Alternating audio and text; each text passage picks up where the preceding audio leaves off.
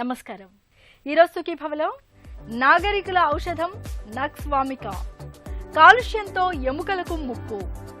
కీటకాలు కుట్టిన వెంటనే ఏం చేయాలి? యోగాతో కీళ్ళ నొప్పులు మాయం.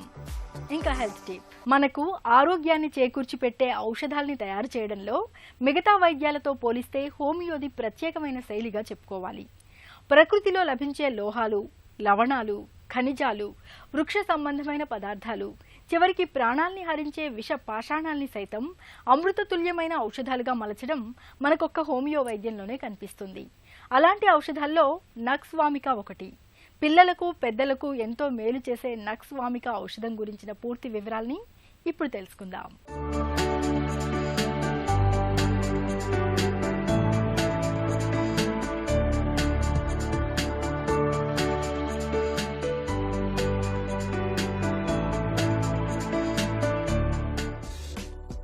ఆరోగ్యం అంటే అస్వస్థత లేని స్థితి. అస్వస్థత అనేది దేహ, మానస, ప్రాణస్థాయిల్లో దేనిలోనైనా ఉండొచ్చు. ఇది గుర్తించడమే సహజ వైద్య లక్షణం. రోగిని ఈ 3 స్థాయిల్లోనూ పరిశీలించి లక్షణాల్ని సమన్వయపరచుకుంటూ తదనుగుణంగా ఔషధాల్ని ఎంపిక చేసుకోవాలి. అప్పుడే మన ఆరోగ్యం దివ్యంగా ఉంటుంది. హోమియో వైద్యంలో ఔషధాల ఎంపిక తీరుతెన్నుల గురించిన పూర్తి వివరాలను ప్రముఖ హోమియో వైద్య నిపుణులు డాక్టర్ పావులూరి కృష్ణ చౌదరి మాటల్లో ఇప్పుడు విందాం. ఆరోగ్యం, అనారోగ్యం, మరణం. అనారోగ్యం అంటే వ్యాధి మొదలవటం, తర్వాత వ్యాధి ముదరడం, మరణం. ఇలాగని తీసుకున్నట్టయితే ఈ ఆరోగ్యం, అనారోగ్యం, మరణం అనేది రోగికి సంబంధించినటువంటి అంశాలు. ఈ రోగికి సంబంధించినటువంటి అంశాలు కాబట్టి మన ఔషధం రోగికి ఇవ్వాలి. రోగికి కానీ మనం ఔషధం ఇస్తే ఆయన ఆరోగ్యాన్ని కాపాడినట్టు అవుతుంది, అనారోగ్యాన్ని రూపుమాపినట్టు అవుతుంది, మరణానికి దూరంగా చేసినట్టు అవుతుంది. అందువల్ల రోగి, రోగం, ఔషధం ఇది కొత్త ఆలోచన. రోగం, ఔషధం పాత ఆలోచన. అందువల్ల మనం రోగిని పరిశీలించి అనారోగ్యాన్ని తొలగించి ఆరోగ్యాన్ని ప్రసాదించడం అంటే ధాతువులు కూడా బాగు చేసినట్టే. గుర్తుపెట్టుకోండి, ఆరోగ్యవంతుడు అంటే ధాతువులు కూడా బాగున్నాయని. అనారోగ్యం అంటే ధాతువులు ఈ పని కార్యక్రమాలునే గాడి తప్పినట్టు, దాన్ని మనం అనారోగ్యం అంటాం. అది పూర్తిగా ధాతువులు కానీ క్షీణించిపోతే మరణం అంటాం మనం. అందువల్ల ఈ 3 స్టేజెస్ని తెలుసుకునేటువంటి ఆలోచన హ్యాన్మన్ ప్రవేశపెట్టారు కాబట్టి ఇది మోడర్న్. మనం ఇప్పుడు ఆధునిక యుగంలో ఉన్నాం. ఆధునిక యుగం అంటే మనం ఇప్పుడు ఒక రకంగా సివిలైజేషన్, అనేక కొత్త కొత్త లేనివి సృష్టించుకుని మంచిగా ఉన్నాం అన్నమాట. ఇది ఈ యుగానికి సంబంధించినటువంటి ఔషధం నక్స్వామిక. ఇది నాగరిక యుగానికి సంబంధించినటువంటి ఔషధం. ఈ నాగరిక సంబంధించిన ఔషధం నక్స్వామిక అనుకునేటప్పటికీ మనం ఎప్పుడు కూడా ఒకటే ఆలోచించాలి, నక్స్వామిక రోగి ఎలా ఉంటాడు, నక్స్వామిక వ్యక్తులకు వచ్చేటువంటి వ్యాధులు ఎలాంటివి వస్తాయి. ఇది గమనిస్తే రోగి రోగాన్ని గమనించినట్టు. మలబద్ధకం ఉందనుకోండి, ఇప్పుడు మామూలుగా ఈ రోజుల్లో మలబద్ధకం ఎక్కువే. ఎందుకంటే అన్ని రిఫైన్డ్ ఫుడ్స్ మనం తినేవి. సహజంగా లభించేటువంటి పదార్థాల కంటే మనం వాటినన్నింటినీ బాగా వేపుళ్ళు పెట్టి రుచి మసాలాలు ఎన్ని కలిపి తింటున్నాం కాబట్టి ఈ రకమైనటువంటి జీవిత లక్ష్యాలకి అలవాటు పడితే వాళ్ళకి నక్స్వామిక ఇవ్వాలి. మనిషి అంటే చైతన్యం, దేహం, మనస్సు, ఈ 3 అంశాల సమన్వితమని చెబుతుంది హోమియో వైద్యం. దేహం, ప్రాణం, మనస్సు ఈ అంశాలను దృష్టిలో ఉంచుకొని ఔషధాలను ఎంపిక చేసుకోవాలి. మనిషి అస్వస్థతకు లోనైనప్పుడు ముందుగా ఆ ప్రభావం జీర్ణమండలంపై కనిపిస్తుంది. ఆకలి తగ్గిపోవడం, అజీర్తి, వాంతులు, గ్యాస్, మలబద్ధకం, విరేచనాల వంటి సమస్యలు కనిపిస్తాయి. ఆ తర్వాత శ్వాస వ్యవస్థ, కాలేయం, మెదడు, గుండె, కిడ్నీల వంటి అవయవాల్లో సమస్యలు మొదలవుతాయి. ఇలాంటప్పుడు ఆరోగ్యాన్ని కుదుటపరుచుకునేందుకు హోమియో వైద్యం కొన్ని ప్రత్యేక ఔషధాలను ఎంపిక చేసుకుని వాడుకోవాలని చెబుతుంది. అలాంటి వాటిలో నక్స్వామిక ఒకటి. నక్స్వామిక గురించి వివరిస్తున్నారు డాక్టర్. తీరికలైనటువంటి జీవితం, ఆలోచించేటువంటి జీవితంలో పడిపోయేటప్పటికీ వాళ్ళకి అనేక ప్రాబ్లమ్స్ వస్తాయి. మానసికంగా ఇరిటబిలిటీ ఒకటి వస్తుంది. గుర్తుపెట్టుకోండి, ప్రతి చిన్న విషయానికి ఆ పేపర్ ఏది, ఈ పేపర్ ఏది, విసుగు, కోపం ఎక్కువైపోతుంది. అది మనకు అనేక సమస్యలు తీసుకొచ్చి పెడుతుంది. కాబట్టి కోపం, సమస్యలు, ఆ తర్వాత మనం తినేటువంటి ఆహారం ఎక్కువగా స్పైసెస్, దాంతో ఇండైజెషన్, కాఫీ, టీలు ఇవి చాలా ఉన్నట్టుగా మామూలుగా వైన్, విస్కీ ఇవన్నీ కూడాను. ఎందుకంటే మనం మోడర్న్ జీవితానికి ఇవన్నీ కూడాను అలవాటైపోతాం. మలబద్ధకం వచ్చేస్తుంది. నక్సామిక కాన్స్టిపేషన్ ఏంటంటే దొడ్డికి వెళ్తాడు, వస్తాడు, సాఫీగా కాదు, మళ్ళీ వెళ్ళాలనిపిస్తుంది, మళ్ళీ వెళ్తాడు, మళ్ళీ వస్తాడు. ఇది నక్సామిక కాన్స్టిపేషన్. నక్సామిక అజీర్తి, బెల్చింగ్స్, ఊరికే త్రేపులు ఎక్కువ వస్తుంటాయి. స్త్రీలలో సాధారణంగా రేపో ఎల్లుండో లేకపోతే 2-3 రోజుల్లో మెన్సెస్ వస్తానంగా చాలా కోపం ఎక్కువ అవుతుంది. సో కోపం ఎక్కువ అవుతుంది, మెన్సెస్ ముందు ఎక్కువ అవుతుంది. అందువల్ల ఈ మెన్సెస్కి సంబంధించినటువంటి ప్రాబ్లం ఏమో రోగం. మానసికంగా డిస్టర్బ్ అయ్యి ఎక్కువ కోపం రావడం రోగిని పరిశీలించాలి, రోగాన్ని పరిశీలించాలి, దానికి ఔషధాన్ని సమకూర్చాలి. ఈ నక్సామిక పేషెంట్స్కి మామూలుగా ఈ రెస్పిరేటరీ సిస్టమ్కి సంబంధించి ఎక్కువగా జలుబు, ముక్కు కారుతుంటుంది. దీంట్లో విశేషం ఏంటంటే జలుబుకి నక్సామిక ఇవ్వాలి, గుడ్. కానీ ఏది గుర్తుపెట్టుకోవాలంటే పగలు మాత్రమే ముక్కు అంతా కారుతూ ఉంటుంది, రాత్రిపూట ఏమీ కారదు, జేబు గుట్టు పెట్టుకోకర్లా, ముక్కులు బీసుకుపోయి ఉంటాయి. జలుబు రోగం, రోగి పగలు మాత్రమే కారుతుంటుంది, రాత్రిపూట కారదు, రోగం. రోగం రెండు గుర్తుపెట్టుకోవాలి. మలబద్ధకం అన్నప్పుడు మామూలుగా విరోచనం కాకపోవడమే కాదు, అవుతుంది, మళ్ళీ వెళ్ళాల్సి వస్తుంటుంది, ముడ్డి తీపి పుడుతుంటుంది, ఇది లేకపోతే రక్త విరోచనలో కూడా కావచ్చు. ఇక్కడ విరోచనం కాకపోవటం రోగం. రోగి ఈ రకంగా వెళ్తాడు, ఆ రకంగా వెళ్తాడు అని చెప్పుకోవటం రోగి. అందువల్ల రోగం రెండు కలుపుకుంటేనే మనకి హోమియో వైద్యం. ఇదే మోడర్నిజం. దీంట్లో ప్రవర్తన, నక్సామిక ప్రవర్తన చాలా ముఖ్యమైనటువంటిది. తల్లిదండ్రులను ద్వేషిస్తారు పిల్లలు, ఏదో వాళ్ళకి అడ్డం వచ్చినట్టు. తల్లిని ద్వేషిస్తుంది కుమార్తె, తండ్రిని ద్వేషిస్తాడు కుమారుడు. చాలామంది తల్లిదండ్రులకి ఈ రోజుల్లో ఇదే ప్రాబ్లం. పిల్లలు వాళ్ళ మాట వినరు, గుర్తుపెట్టుకోవాలి. ఆ పిల్లలకి ఇవ్వాల్సిన ఔషధం నక్సామిక. నక్సువామిక నవనాగరికులకు ప్రత్యేకమైన ఔషధం. ఒళ్ళు కదల్చకుండా కూర్చుని పనిచేసే వారికి ఇది బాగా పనిచేస్తుంది. నక్సువామిక వ్యక్తులకు ఆహారం కన్నా కాఫీ, టీ, మద్యం లాంటి వాటిపై ప్రీతి ఎక్కువగా ఉంటుంది. అజీర్తి, మలబద్ధకం, అకారణంగా తలనొప్పి, మొలలతో బాధపడుతున్నప్పుడు నక్సువామికాను వాడుకుంటే మంచి ఫలితం ఉంటుంది. నక్సువామిక వ్యక్తులది చాలా సున్నితమైన మనసు, పట్టుదల ఎక్కువ. సమాజంలో పైకి ఎదగాలన్న ఆరాటం కనిపిస్తుంది. కోపం ఎక్కువ, ప్రతి విషయానికి తేలికగా స్పందిస్తారు. ఈ లక్షణాలను గుర్తుంచుకుని నక్సువామిక ఔషధాన్ని ఎంపిక చేసుకుని వాడుకుంటే ఆరోగ్యం త్వరగా కుదుట పడుతుంది. మనం విష కీటకాల కాటుకు గురవుతూ ఉంటాం. ముఖ్యంగా తేలు, కందిరీగలు, మండ్రకబ్బల వంటి కీటకాలు కుట్టినప్పుడు వాటిలోని విషం మనల్ని బాధతో విలవిల్లాడిపోయేలా చేస్తుంది.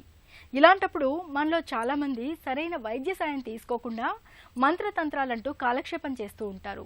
విష కీటకాలు కుట్టినప్పుడు ఉపశమనం కోసం వెంటనే ఏం చేయాలో, ఎలాంటి ప్రథమ చికిత్సను అందించాలో ఇప్పుడు తెలుసుకుందాం.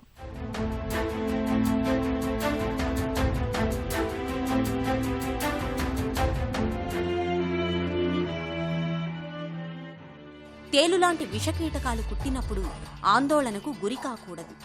మనం ఆందోళనకు గురైన కొద్దీ విషం రక్త ప్రవాహంలోకి మరింత పాకే అవకాశాలు ఎక్కువ. విషకీటకం కుట్టిన చోట సబ్బు నీటితో శుభ్రంగా కడగాలి. ఐస్ గడ్డలను ఒక గుడ్డలో చుట్టి కాపడం పెట్టినట్లు ప్రతి 10 నిమిషాలకు ఒకసారి కుట్టిన చోట అద్దాలి.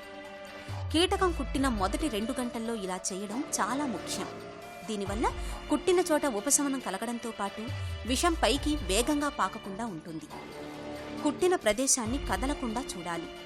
ఆ అవయవాన్ని గుండె కంటే తక్కువ ఎత్తులో ఉండేలా జాగ్రత్త తీసుకోవాలి. ఏదైనా కీటకం కుట్టినప్పుడు కుట్టిన ప్రదేశానికి పైన ఒక కట్టు కట్టాలి. అయితే ఆ కట్టు రక్త ప్రవాహాన్ని అడ్డుకునేంత గట్టిగా ఉండకూడదు. పరిస్థితి విషమించకముందే బాధితుల్ని వెంటనే డాక్టర్ దగ్గరకు తీసుకువెళ్ళాలి. వయసుతో పాటు ఒంట్లో జవసత్వాలు క్షీణించడం, కీళ్లు అరిగిపోవడంతో కీళ్లన్నీ బాగా నొప్పులు పెడుతుంటాయి. ముఖ్యంగా మోకాళ్ల నొప్పులు బాగా బాధిస్తుంటాయి. వీటికి తోడు రుమాటిజం వంటి జబ్బులు ఉన్నప్పుడు ఒంట్లోని కీళ్లన్నీ తీవ్రమైన నొప్పి, మంటలతో వేధిస్తుంటాయి. వేధించే కీళ్ల నొప్పుల బాధల నుంచి ఉపశమనం పొందడానికి ఉపకరించే యోగాసనాలు, వాటి సాధనలో మెలకువల గురించి ఇప్పుడు చూద్దాం.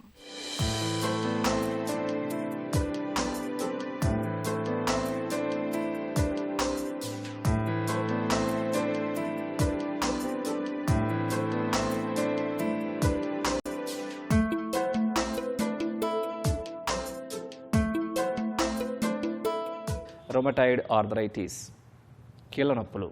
ఈ డిసీజు వచ్చిందంటే చాలా విపరీతంగా బాధిస్తూ ఉంటుంది. శరీరంలో కదలికలను, శరీరంలో ఈ జాయింట్స్ ఎప్పుడు కదిలినా విపరీతమైనటువంటి నొప్పి, విపరీతమైనటువంటి బాధ చాలా బాధిస్తూ ఉంటుంది.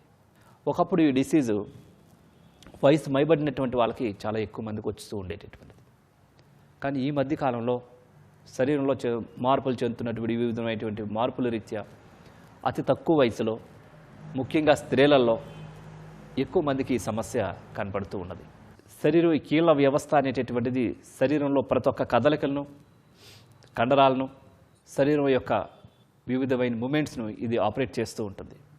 సో జీవన పర్యంతం మన పనులు మనం చేసుకోవాలంటే అన్ని జాయింట్స్ ఫస్ట్ మనకు సహకరించినప్పుడే బాడీ మూమెంట్ అనేటటువంటిది ఫ్రీగా ఉంటుంది. ఇట్లాంటి సమస్యకి యోగశాస్త్రం ఏం చెప్తుందంటే, శరీరంలో వివిధమైనటువంటి కండరాలపైన, కీళ్లపైన, జాయింట్స్ పైన కొన్ని ప్రత్యేకమైనటువంటి వార్మప్స్, కొన్ని ప్రత్యేకమైనటువంటి ఆసనాలు ఒక ప్రత్యేకమైన ప్రభావాన్ని కలుగజేస్తాయి. ఇప్పుడు చేయబోయేటటువంటి ఆసనాలు ఈ కీళ్ళ కండరాలపైన, ఈ జాయింట్స్ పైన, కీళ్ళ నొప్పులకి చాలా బాగా ఉపయోగపడేటటువంటివి.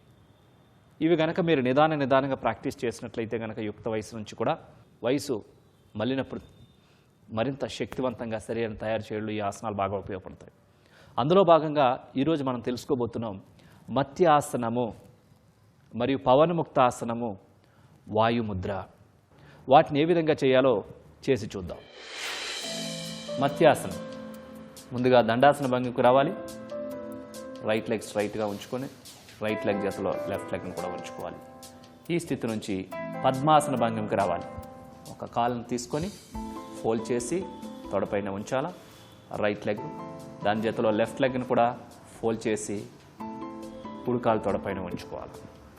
ఈ స్థితిలో రెండు చేతుల సహాయంతో వెనక్కి పూర్తిగా వెళ్ళాలి. ప్రశాంతాసన భంగిమలో వెనక్కి పడుకోవాలి. ఈ స్థితిలో వెన్ను భాగాన్ని పూర్తిగా పైకి లిఫ్ట్ చేసి తల యొక్క మాడు భాగాన్ని మాత్రమే నేల కానించి రెండు చేతులతో రెండు కాళ్ళ యొక్క బొటన వ్రేళ్ళను పట్టుకోవాలి. మత్యాకృతిని ఉంటుంది కాబట్టి దీన్ని మత్యాసనము అని అంటారు. ఈ స్థితిలో పూర్తిగా వెన్నెముక పూర్తిగా పైకి లేపి తల యొక్క మాడు భాగం మాత్రమే నేలను తాకుతూ ఉంటుంది. 1 2 3 4 5 6 7 8 9 10.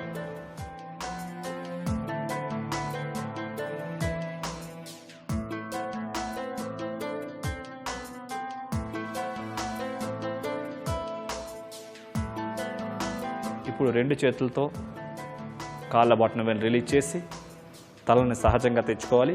వెన్నుముక క్రిందకి దించుకోవాలి. ఈ స్థితిలో పద్మాసనాన్ని రిలీజ్ చేయాలి. పద్మాసనాన్ని రిలీజ్ చేసి ప్రశాంతాసన భంగిమకి రావాలి. పవనముక్తాసనం, పాదాలు రెండు జతలో ఉంచుకోవాలి. ప్రశాంతాసన భంగిమలో ఉంచి రెండు పాదాలు జతలో ఉంచాలి. ఈ స్థితిలో రెండు కాళ్ళని నిదానంగా పైకి రేట్ చేయాలి. 30 degrees, తర్వాత 70 degrees, తర్వాత 90 degrees. ఇప్పుడు రెండు పాదాలని మోకాల దగ్గర ఫోల్డ్ చేయాలి కాళ్ళని. ఇప్పుడు రెండు చేతులతో రెండు కాళ్ళు మోకాల దగ్గర పట్టుకోవాలి. పూర్తిగా మణికట్టుని లాక్ చేసి పట్టపైన ఆనించే విధంగా తీసుకొని రావాలి. ఈ స్థితిలో పూర్తిగా శ్వాసను తీసుకుంటూ శ్వాసను వదులుతూ తలపైకి లేపాలి. గడ్డాన్ని తీసుకొచ్చి మోకాలకి తాకించాలి. పవనముక్తాసనం. 1 2 3 4 5 6 7 8 9 10 11 12 13 14 15 16 17 18 19, 20.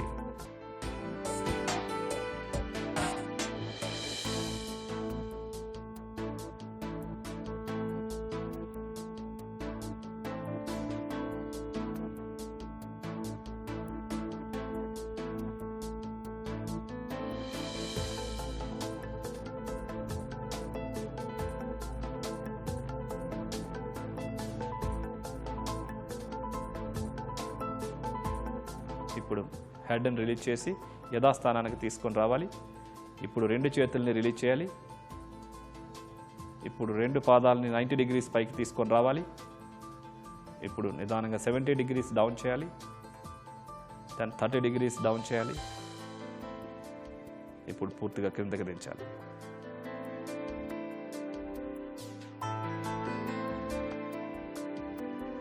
ఇప్పుడు ఎడం ప్రక్కకి తిరిగి సుఖాసన భంగిమకి రావాలి. ప్రశాంతాసనం నుంచి వాయుముద్ర. చూపుడు వ్రేలును ఫోల్డ్ చేసి బొటన వ్రేలు చూపుడు వేలుకి వెనక వైపున ఆనించి ఉంచి మధ్య వ్రేలు, ఉంగరపు వేలు, చిటికిన వ్రేలు స్ట్రైట్గా ఉండాలి. ఈ ముద్ర తొడలపై భాగంలో అరిచేతులు ఆకాశం వైపు చూస్తున్న విధంగా ఉండాలి. నిటారుగా ఉంటుంది. షోల్డర్స్ రిలాక్స్గా ఉంటాయి. ఈ స్థితిలో గమనమంతా శ్వాస పైన ఉంచి ప్రాణాయామం చేయాలి. నిదానంగా శ్వాసను తీసుకుంటూ నిదానంగా శ్వాసను విడిచిపెడుతూ పూర్తిగా శ్వాసపైనే గమనం ఉంచి ఈ వాయుముద్రలో ప్రానిక్ బ్రీతింగ్ చేయాలి. Breathe in slowly, breathe out slowly. పూరక, కుంభక, రేచక, శూన్యక నియమాలని, నిష్పత్తిని పాటిస్తూ ప్రాణాయామం చేయాలి.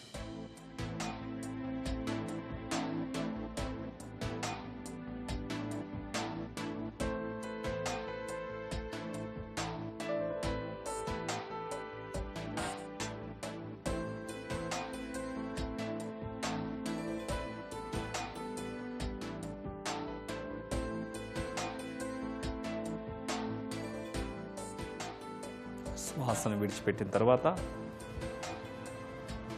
ఆపాలి. కళ్ళు తెరవాలి. ముద్రను రిలీజ్ చేయాలి. చూసారు కదండి, ఈ మత్స్యాసనం, పవనముక్తాసనం. ఒక్కొక్క ఆసనాన్ని ప్రతిరోజు 6 సార్లు చెప్పిన నిదానంగా పద్మాసనం రాకపోతే సుఖాసనంలో కూర్చొని కూడా చేయవచ్చు. పవనముక్తాసనాన్ని ఒక్కొక్క కాళ్ళతో 5 సార్లు చొప్పున చేసి, 2 కాళ్ళతో 5 సార్లు చొప్పున చేసి, వాయుముద్ర ప్రాణాయామాన్ని 3 విడతలుగా 45 నిమిషాలు కనుక మీరు చేసినట్లయితే, మీరు ఒక 10 రోజుల నుంచి 21 రోజులు ఇది ప్రాక్టీస్ చేసినట్లయితే మీ మీద చాలా అద్భుతమైన ప్రభావాన్ని కలుగజేస్తూ ఉంటుంది. రోగ నిరోధక శక్తిని పెంచేటటువంటి కొన్ని ప్రత్యేకమైనటువంటి ఆహారాలు మార్పు చేసుకొని దైనందిన జీవితంలో ప్రతిరోజు కొన్ని వార్మప్స్, అన్ని జాయింట్స్కి సంబంధించినటువంటి కొన్ని సూక్ష్మ వ్యాయామాలు ప్రతిరోజు చేయాలి. ఈ సూక్ష్మ వ్యాయామాలు అనేటువంటిది జాయింట్స్కి మంచి ప్రాణశక్తిని పంపించడంలో, ఆక్సిజన్ పంపించడంలో, మరియు ఆ జాయింట్స్ మధ్య మంచి ఫ్లెక్సిబిలిటీ రావడంలో, మరియు ఆ యొక్క నొప్పులను నివారించడంలో ఈ సహజ సిద్ధమైనటువంటి వ్యాయామం ముఖ్యమైనటువంటి పాత్ర పోషిస్తుంది. వేధించే కీళ్ల నొప్పుల బాధల నుంచి ఉపశమనం పొందడానికి ఉపకరించే యోగాసనాలు, వాటి సాధనలో మెలకువల గురించి తెలుసుకున్నాం కదా. ఇక ఈరోజు కార్యక్రమాన్ని ముగించే ముందు ఆంధ్ర హాస్పిటల్స్ సమర్పించే ఒక చిన్న చిట్కా మీకోసం. వెక్కిళ్ళు ఆగకుండా వేధిస్తున్నప్పుడు ఒక చెంచా తేనెలో కొద్దిగా సొంటి పొడిని కలిపి తీసుకోండి. వెక్కిళ్ళు వెంటనే ఆగిపోతాయి. సుఖీభవ కార్యక్రమానికి సంబంధించిన మీ విలువైన సూచనలు, సలహాల్ని వెంటనే మాకు రాయండి. మా చిరునామా Sukhibhava, ETV, Ramoji film city, Hyderabad 501512, లేదా sukhibhava@etv.co.in కు ఈమెయిల్ చేయండి.